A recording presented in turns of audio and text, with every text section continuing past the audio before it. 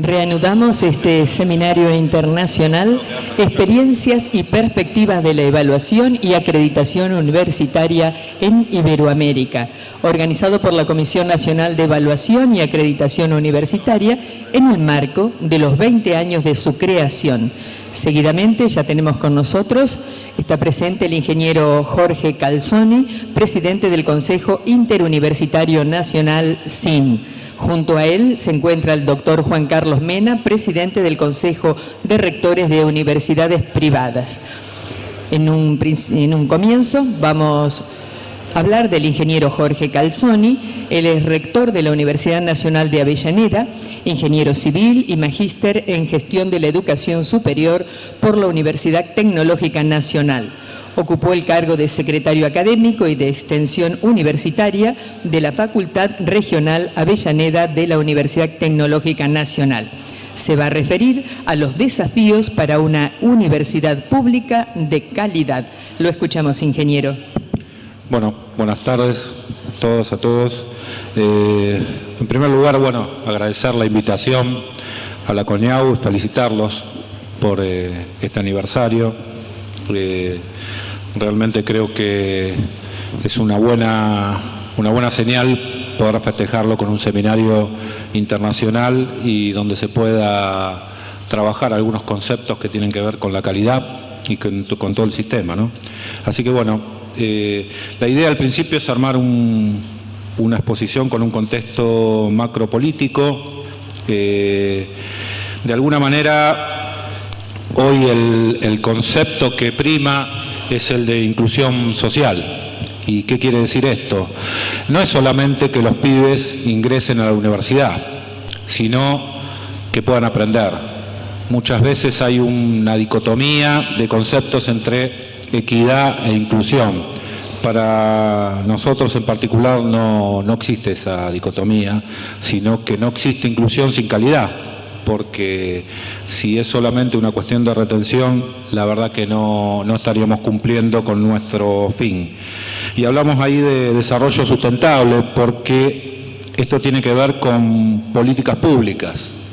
Lo mencionaba al principio Néstor Pan y también el ministro Sileoni, un documento que el pasado 22 de abril elaboró todo el cuerpo del SIN, por unanimidad, donde nos planteamos no solamente lo que pasó en este tiempo histórico, sino lo que nos proponemos 10 años hacia adelante. Después me voy a referir a este tema, pero tiene que ver con sostener las políticas públicas. Básicamente a eso nos referimos con desarrollo sustentable y la posibilidad que la inclusión sea una política. ¿Qué quiere decir inclusión también? Que existan la misma igualdad de oportunidades. No quiere decir que todos tengan que pasar por la universidad, pero sí que todos tengan al menos la oportunidad de poder estudiar. La otra vez contaba Aldo Caballero que su objetivo era ser relojero como el padre, que era un oficio y muy noble, pero se le dio por estudiar y tuvo la posibilidad de llegar a un doctorado. Así que realmente creo que a eso es un ejemplo de lo que podemos visualizar como inclusión social. Y esto no es posible sin el compromiso del Estado, tanto con la educación superior como con el desarrollo científico-tecnológico. Yo no voy a dar cifras, podemos ir, los han dado al principio y han hablado seguramente en el panel anterior, pero el crecimiento del presupuesto es, pónganle la inflación que quieran, en Argentina ha sido realmente notable. Algo así de 3.400 millones a 41.000 millones el último año, hablan de por sí solo de lo que implica ese compromiso. Y también con el desarrollo científico-tecnológico. No es casual que en este tiempo se haya terminado Atucha 2. Atucha 2 estuvo parada casi 30 años. Es más, se gastó muchísima más plata en sostener los elementos que debían necesitarse para terminarla que haber avanzado en su finalización. Y para terminarla, ¿qué hubo que hacer? Contratar a los jubilados de CONEA, porque no estaban los profesionales que se necesitaban para hacerlo. Y lo mismo pasa en algunas temáticas. Por ejemplo, el país tiene proyectados 7 centros de medicina nuclear. Y la realidad es que podemos preparar en el Balseiro los físicos médicos, podemos preparar los ingenieros nucleares, pero en la realidad no tenemos técnicos y hay algunas especialidades que no se preparan en el país y tienen que ir a formarse en el exterior. Y esto es lo que nos está pasando, tenemos un cuello de botella. Hoy Néstor hablaba también de las ingenierías. Nos están faltando todavía mucho más ingenieros a pesar de todas las políticas que se han llevado adelante. Y esto tiene que ver con lo que pasó en la educación durante mucho tiempo al no haber tenido un sostenimiento en el tiempo. Un tema que nos está pasando hoy, la industria ferroviaria. Se han puesto en marcha, después de muchos años de decaimiento, el desarrollo de la industria ferroviaria en Argentina. Y no hay profesionales, los hemos perdido esa formación, con lo cual evidentemente como universidades tenemos el desafío de poder formar a esos profesionales. Algunos avances, en la creación del Ministerio de Ciencia, Tecnología e Innovación Productiva evidentemente genera un avance en ese sentido y también tiene que ver con un hecho que me parece que es notable, que es darle pertinencia a las investigaciones. No es que se pueda investigar cualquier cosa, sino que se puede investigar de acuerdo a las necesidades reales que tenga un proyecto educativo, un proyecto de ciencia y tecnología para el país. Esto no sucedía porque en el liberalismo cada uno hace lo que le parece y ahí tenemos una dificultad de ver cómo podemos hacer para poder orientar ese tipo de investigaciones. Y en ese marco, seguramente las demandas y las vacancias, las áreas de vacancia que tenemos, nos va a permitir poder orientar hacia dónde vaya esa investigación. Por supuesto, la inversión, como decíamos recién, y los marcos legales que garanticen esto. También en el documento hablamos de eso. La ley de educación superior fue muy cuestionada. En ese momento yo era graduado y había movilizaciones, lo contaba Néstor hoy, lo que pasó con la CONIAU. Sin embargo, entre tener una ley y no tenerla, es mejor tenerla y poder trabajar sobre seguramente las cuestiones que haya que corregir. Y en este sentido, también planteamos en el documento poder revisar, después de 20 años, el marco normativo que regula a la educación superior. Y en ese marco creo que el control social y lo que hace la CONIAU de alguna manera, más allá del aseguramiento de la calidad, es una especie de control social. Ya las universidades no hacen solo lo que quieren. Hablamos en ese documento de autonomía responsable. La autonomía no es hacer lo que a uno se le canta, sino hacer lo que corresponde de acuerdo al mandato que tenemos, no solamente por nuestros estatutos, sino por el que nos confiere la sociedad, que de alguna manera, con su aporte, también nos paga los sueldos a los docentes, a los investigadores, a los no docentes. Así que me parece importante también señalar esto como hecho significativo de la ley. Seguramente muchas cosas habrá que revisarla, pero es evidente que nos ha dado un avance que no teníamos hasta ese entonces. Pasamos al otro. No voy a hablar de infraestructura, creo que ya han hablado, la inversión ha sido realmente importante y también acá la CONIAU fue muy importante porque los distintos programas, entre otras cosas, mejoraron laboratorios, posibilidades para un plan muy ambicioso de mejoramiento para los discapacitados, por ejemplo, que todos tengan acceso. Eso también tiene que ver con la inclusión. La posibilidad que todos, más allá de su situación física, puedan acceder. Y la realidad que en muchas facultades no se podía entrar. Solo había escaleras, no había ascensores, o no funcionaban, no había rampas para discapacitados. En este aspecto se ha mejorado mucho. Ni hablar de los salarios. El otro día cerramos la discusión salarial y por primera vez en la historia vamos a tener un convenio colectivo de trabajo que se discutió muchísimo, y bueno, y estamos esperando la homologación, va a ser en estos días seguramente, y creo que es un hecho también sintomático de este tiempo de la Argentina, que podamos tener un convenio colectivo y poder discutir paritarias durante 10 años. Ese convenio colectivo habla de un tema que es la jerarquización docente, un tema que los no docentes han trabajado muy bien y en el caso de los docentes hemos tenido muchas dificultades para poder avanzar y está taxativamente planteado ahí en ese documento. Un hecho que para mí es clave es la recuperación de la educación técnica y la educación superior de formación docente, dos hechos que me parece que en este sentido generan primero un gran trabajo del Ministerio de Educación. Participamos del Consejo Federal de Educación y el otro día se pudieron poner de acuerdo todas las provincias, 24 distritos con realidades muy distintas, con miradas muy distintas en todo lo que es el postítulo docente y también en ese vínculo que a veces es de mucha tensión en la formación docente. Y el caso de la educación técnica, lamentablemente, salvo en algún distrito, habíamos perdido la escuela técnica. Y esto se nota. Cuando hoy Néstor mostraba lo que pasaba en ingeniería, yo sigo siendo docente ahí, y los chicos en los 90, ninguno o uno por ahí trabajaba en su profesión.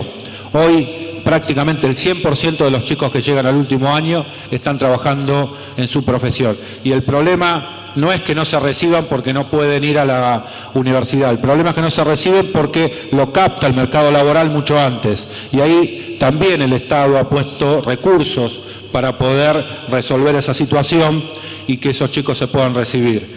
Pero es evidente que la recuperación de la educación técnica va a llevar tiempo.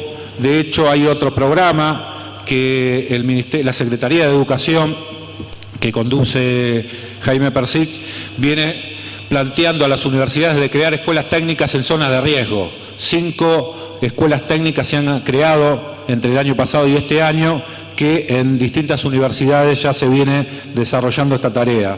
Así que creo que en este aspecto también, más allá de toda la inversión que se ha hecho también en los talleres y en los laboratorios de las escuelas técnicas. Por supuesto, la acreditación de carreras de grado, lo decía antes, tiene que ver con un financiamiento sistemático y programado y con los planes que nos faltan. No me voy a detener en esto porque han hablado mucho. Lo que sí tenemos que ver en la próxima es el tema de la expansión institucional regulada. ¿Esto qué quiere decir? Las universidades las crea el Congreso de la Nación y en esa creación tenemos que tener, y nosotros creemos, yo no le tengo miedo a esta palabra, en poder planificar la educación superior.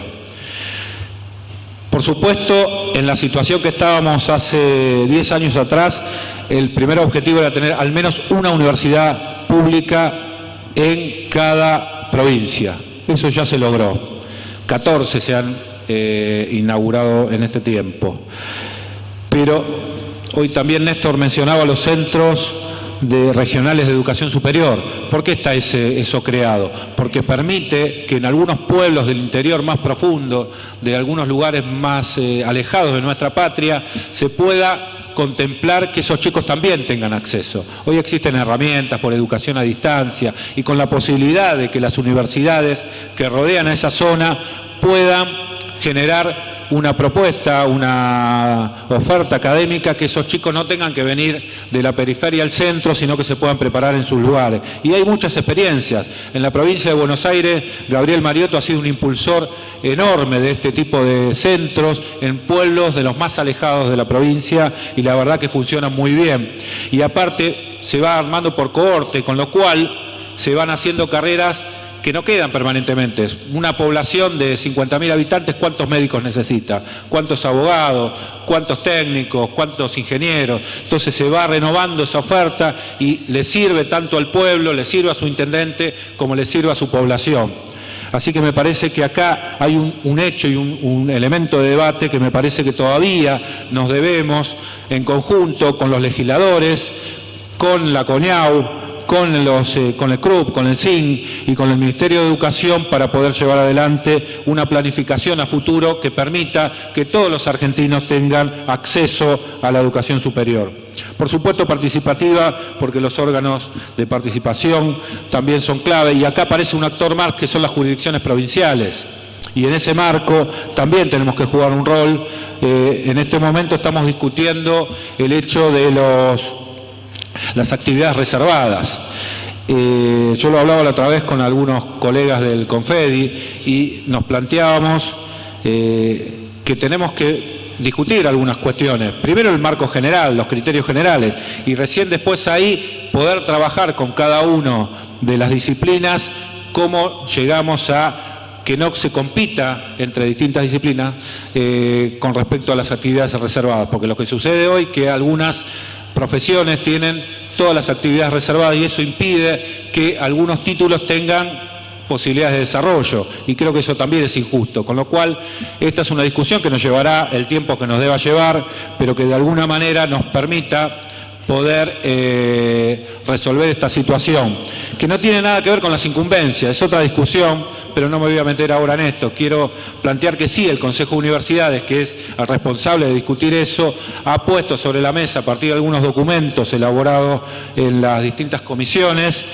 poder avanzar sobre estas cuestiones.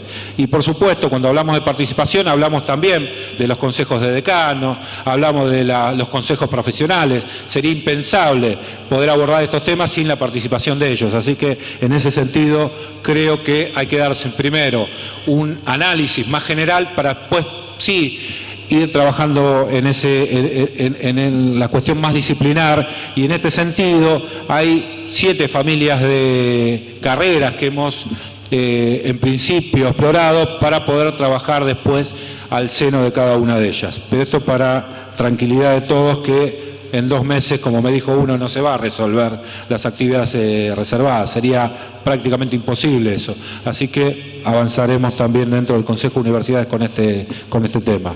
Pasamos a la próxima. Por supuesto, esta expansión del sistema universitario, le decía hoy al ministro, se ha incrementado la matrícula y se ha incrementado la tasa de egreso. Pero también hemos incorporado un nuevo tipo de estudiante. Y son esos estudiantes que no tenían la cultura de poder acceder, a los cuales los padres no lo pueden ayudar y a los cuales vienen de colegios secundarios muy heterogéneos. Y tenemos que lograr, a partir del ingreso a la universidad, que todos puedan tener las mismas posibilidades. Acá hay muchos programas de tutorías, programas de ingreso. Todas las universidades tenemos algún programa de ingreso que lo que intenta es nivelar el piso de conocimientos para que no fracasen en el intento. Pero es evidente que tenemos un estudiante distinto, con una maduración distinta, con un desarrollo incluso distinto al de los docentes. Tiene que ver con las nuevas tecnologías, tiene que ver con que el programa Conectar Igualdad, por ejemplo, hoy permite que los chicos puedan acceder a herramientas informáticas y que a veces incluso los docentes tampoco manejan bien. Hay un problema a resolver que tiene que ver cómo ese estudiante se puede adecuar a este nuevo tiempo. La movilidad estudiantil, la posibilidad de flexibilizar los diseños curriculares que permitan cursar en otras universidades, tanto del país como del exterior. En fin, hay una cantidad de desarrollos que tenemos que darnos y fundamentalmente pensar en ese estudiante nuevo que trae otras demandas y otras problemáticas. La democratización social del acceso. Hoy podemos ver a la educación superior como un derecho. Lo plantea el encuentro de Cartagena de Indias allá por el 2008, ahí está Tucho, que fue un protagonista de este tema a nivel internacional, y que nosotros lo hemos tomado, en nuestro documento está muy claramente tomado, que hoy la educación superior no se puede vislumbrar como un privilegio, sino como un derecho, y esto creo que es un cambio de época y un cambio de tiempo. Pasamos a la próxima. Los programas los voy a pasar porque seguramente han hablado de esto. Vamos a continuar con otros análisis.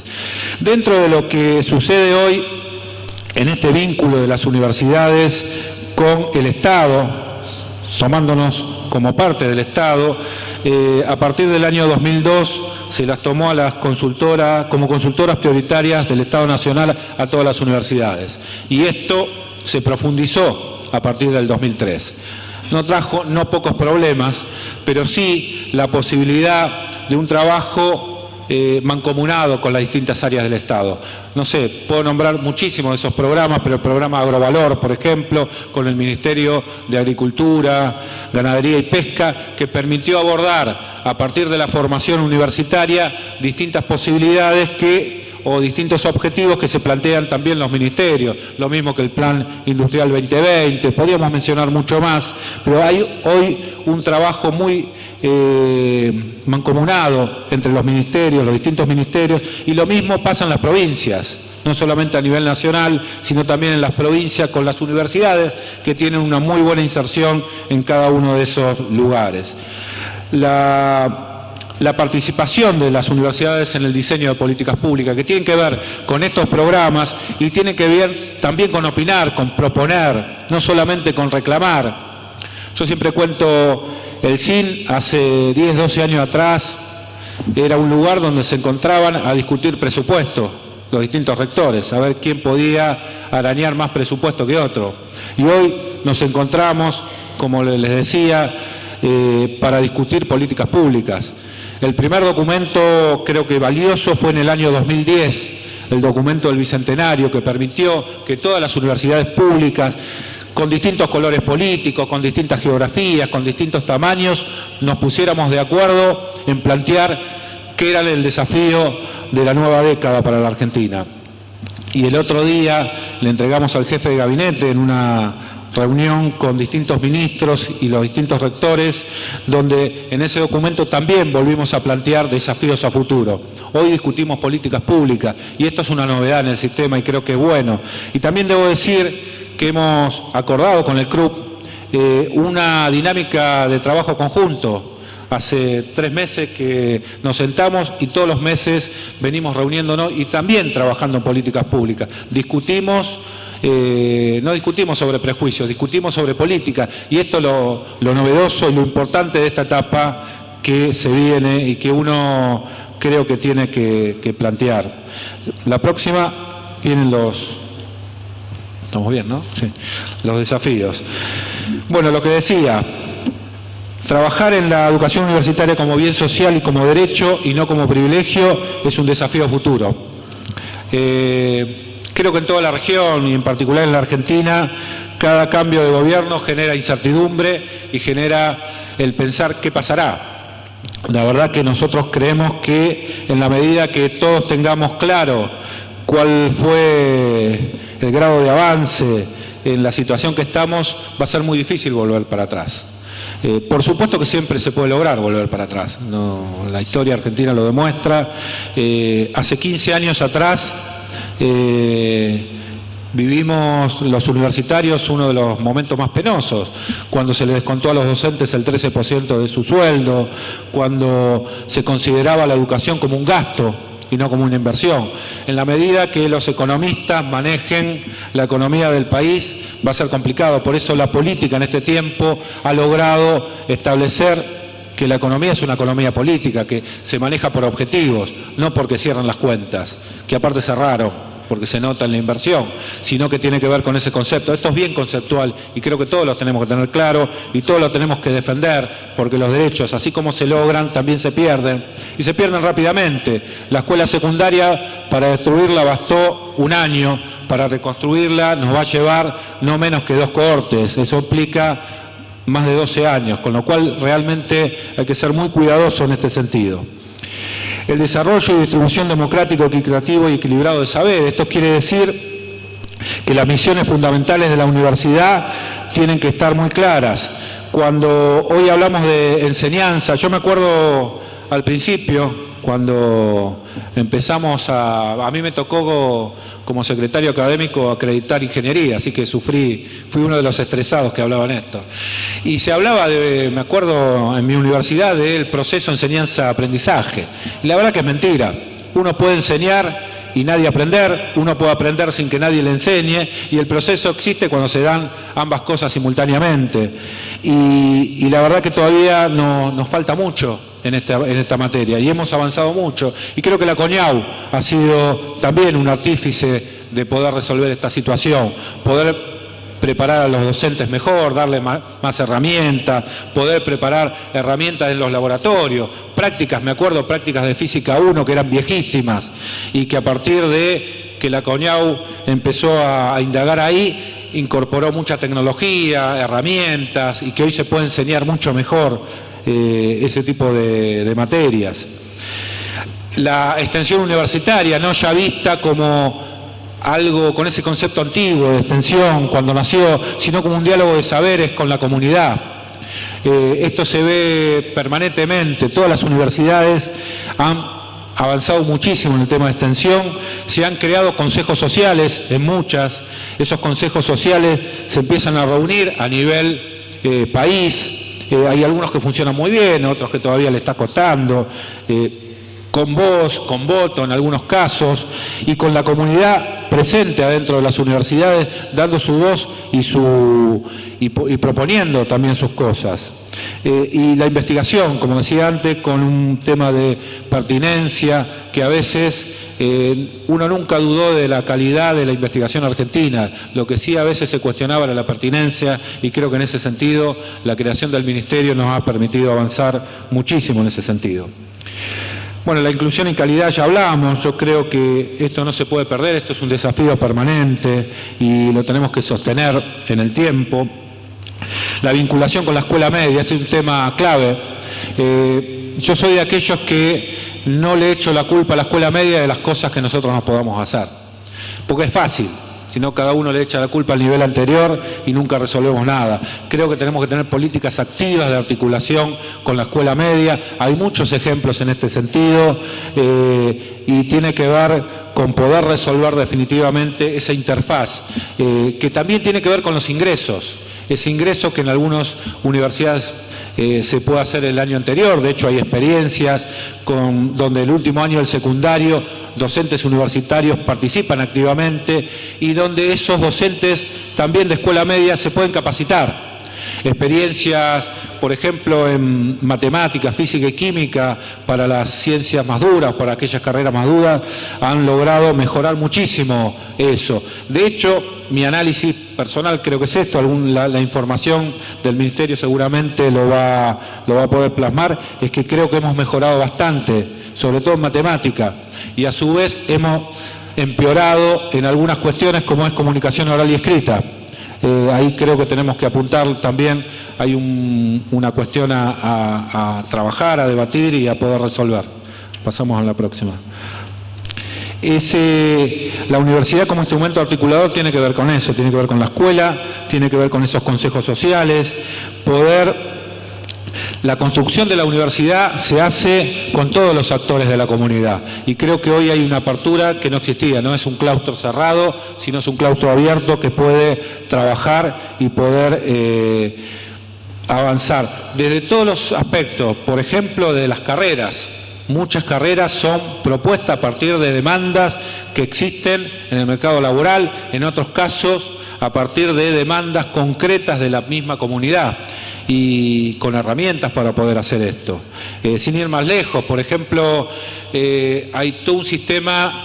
El Ministerio de Desarrollo Social generó muchas cooperativas y un gran desarrollo en lo que es la economía social.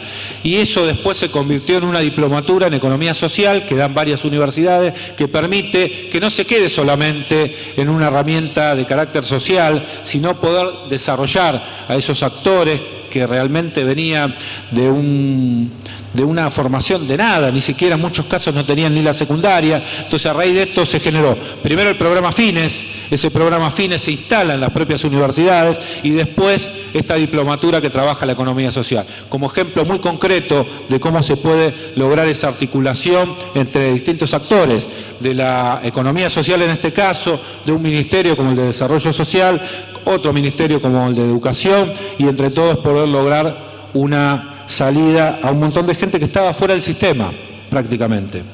Por supuesto, esto no se puede hacer sin compromiso. Y a su vez, acá hablamos de, que creo que después también aparece entre los desafíos, el tema de la integración regional. Hoy es impensable poder desarrollarse no solamente dentro del claustro, sino sin pensar el esquema regional.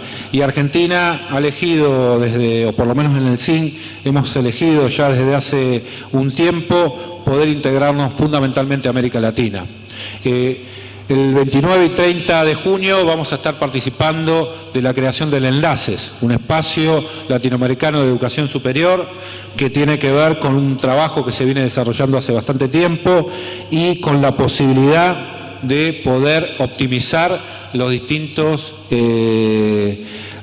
espacios que a veces compiten incluso entre sí para poder articularlos y poder llevar adelante una política común de educación superior en toda la región.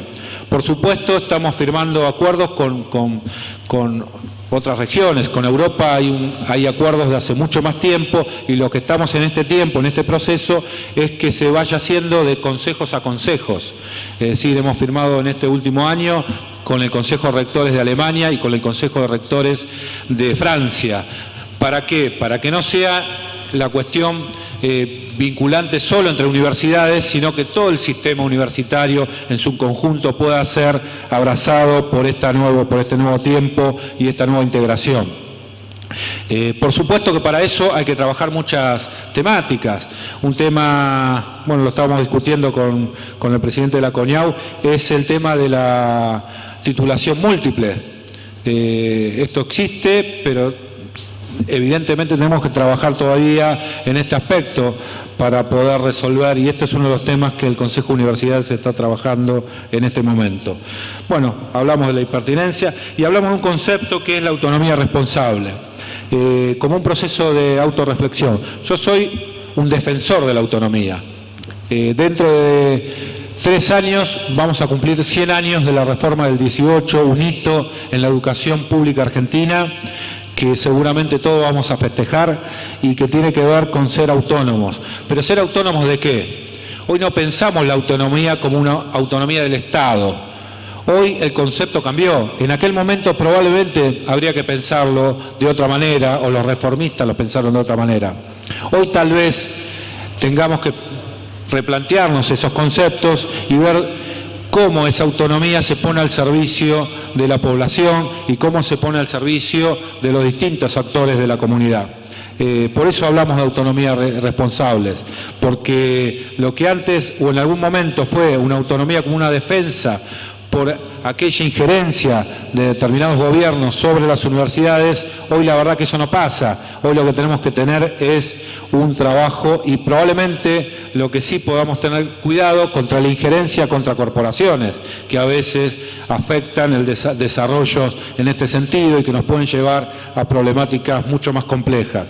Es un tema para trabajarlo mucho, seguramente un tema de debate a futuro, pero en nuestro documento está muy claramente identificado como uno de los puntos cómo esa autonomía a su vez se vincula con la planificación estratégica que estamos desarrollando para todo el país. Seguimos, bueno, varios más, los voy a mencionar muy rápido para cumplir con el horario. Continuidad y profundizar, continuar y profundizar son los dos verbos más usados en ese documento. Tiene que ver con valorar muchas de las cosas que se hicieron y profundizar otras que todavía nos falta. Y no siempre echándole la culpa al otro, sino viendo dentro de nuestro sistema también con un sentido autocrítico las cosas que todavía nos faltan corregir. Ahí hablamos de sostener muchos de los programas existentes. Ahí está el sistema de beca, un sistema de beca que se ha incrementado muchísimo, o el programa de voluntariado, entre otros, que realmente han tenido muy buena inserción en los estudiantes y que nos gustaría que se continúen, tanto como otros, y de alguna manera que se puedan profundizar algunas de estas políticas. La interacción, como decíamos antes, la integración del sistema basado en la cooperación, no vernos ya como competencia, sino como sectores que nos podemos integrar entre todo el sistema. Y cuando hablo del sistema hablo de todas las universidades, no solamente las universidades nacionales o las provinciales, sino la posibilidad de integrarnos. Por ejemplo, hacer posgrado cuesta un esfuerzo enorme. ¿Por qué no pensarlo de forma mucho más cooperativa y que eso permita sostenerlos en el tiempo, cuando a veces se nos caen porque no lo podemos sostener por falta de estudiantes? Pasamos a la próxima. Los proyectos que garanticen la inclusión de los jóvenes y sobre todo los proyectos socioproductivos del territorio. Hoy hay trabajos de tinte social muy fuerte en determinados territorios y eso es lo que creo, y a mi parecer, es la batalla cultural que se nos presenta. Esa posibilidad de que los chicos entiendan que no solamente tienen la oportunidad o el derecho de poder acceder a la universidad, sino también tienen obligaciones. No hay derechos sin obligaciones. Si los chicos que tienen esa posibilidad no estudian, estamos en un problema. Tenemos que trabajar desde antes este concepto y saber, y lo voy a decir en criollo, que no es broma entrar a la universidad y tienen que valorar la capacidad del esfuerzo. Tenemos que recuperar ese concepto para estos pibes que de alguna manera a veces lo recibimos mucho, sobre todo los que estamos en las nuevas universidades, muchas quejas que nos dicen, y no me aprobaron el parcial, no era que era inclusiva esta universidad. Y la inclusión no es que te aprueben el parcial, la inclusión que vos puedas estudiar, que tenga todas las herramientas para estudiar. Ahora, aprobar el parcial depende de vos, depende de tu esfuerzo. Ahí es donde a veces tenemos algún conflicto, donde los conceptos tienen que quedar claros. Por eso también hay que hacer mucho hincapié en el esfuerzo que tienen que hacer estos pibes, para no perder esa oportunidad y que después no nos vengan, porque pasa, mencionaba algún diario hoy Néstor, ¿qué van a plantear? Es un gasto, ¿para qué vamos a poner plata si estos pibes después no estudian? Entonces tenemos que trabajar muy fuerte en que la mejor manera de defender esos derechos es esforzándose, es estudiando, no hay otra manera, tan simple como esto. Los programas que contribuyan a la, más que reindustrialización, a seguir industrializando el país. El país ha definido 36 cadenas de valor y dentro de esas cadenas de valor es importante que las universidades juguemos un papel importante para poder potenciarlas. Y en ese marco, evidentemente, tenemos un llamado de los distintos ministerios, como decía antes, para poder fortalecer esto. Hay áreas que la verdad que estamos muy mal y nos va a llevar muchísimos años. Ahora, si se le ocurre venir a un ministro de Educación en el futuro a decir, esta carrera, por ejemplo, Ingeniería en Materiales, tiene pocos estudiantes, la cerramos, seguramente vamos a tener más problemas.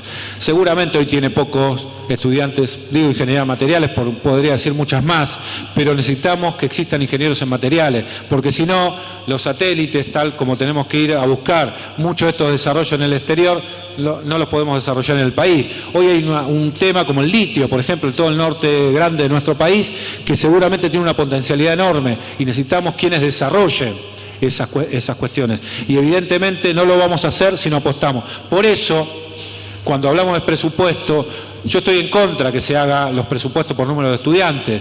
Eso es un esquema que la verdad que a mí me parece que hay que revisarlo. Tiene que ser un componente, pero también tiene que ver por priorizar qué tipo de carreras necesita el país y dónde se dan esa formación. Imagínense si el Balseiro hubiera cerrado en su momento porque no tenía cantidad de estudiantes, o el Instituto Sábato, que prepara ingenierías en materiales. Hubiera sido un desastre. Entonces hoy se puede sostener ese expertise, pero también hay que sostenerlo desde las políticas públicas. De eso hablamos cuando estamos hablando de sostener políticas de desarrollo en el tiempo.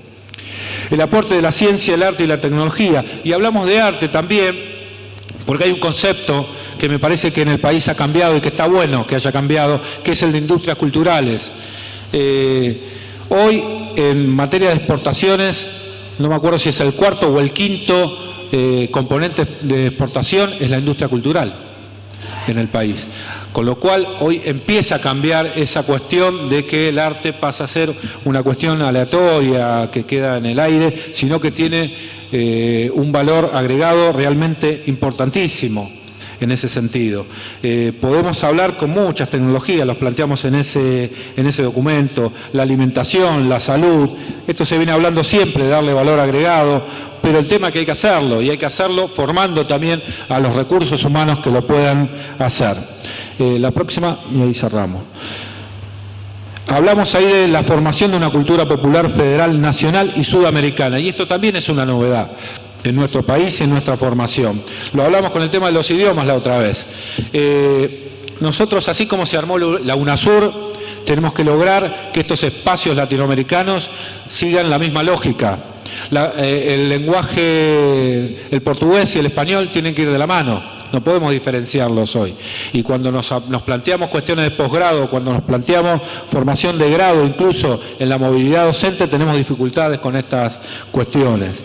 Y a su vez, cuando hablamos de cultura, estamos hablando de incorporar a nuestro acervo, y esto no es solamente una actividad de extensión que queda soslayada, sino a una cantidad de cuestiones que, y voy a dar un ejemplo, la cuestión de violencia institucional o la cuestión de violencia de género, que venimos trabajando en todas las universidades. De hecho, hay una convocatoria de todo el sistema universitario para mañana, que hay una marcha muy importante que tiene que ver con los casos que están sucediendo en Argentina de violencia de género.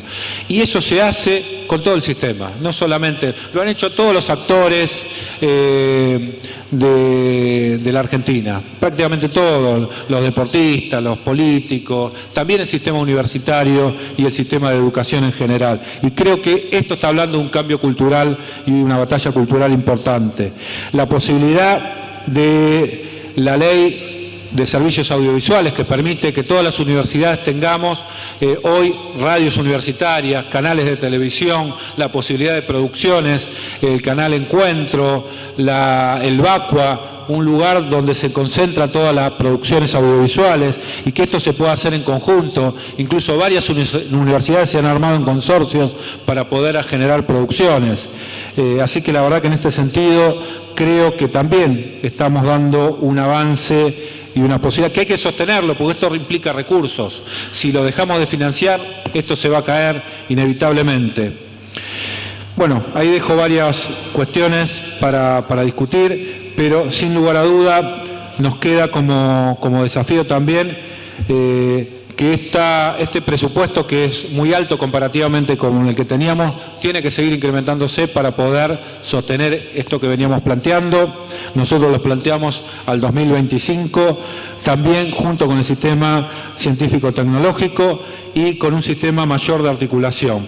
Creo que garantizar el acceso a la educación superior, tal como lo planteamos ahí, con esta expansión y en forma equilibrada y planificada, debe ser fundamentalmente el desafío de este tiempo que nos toca.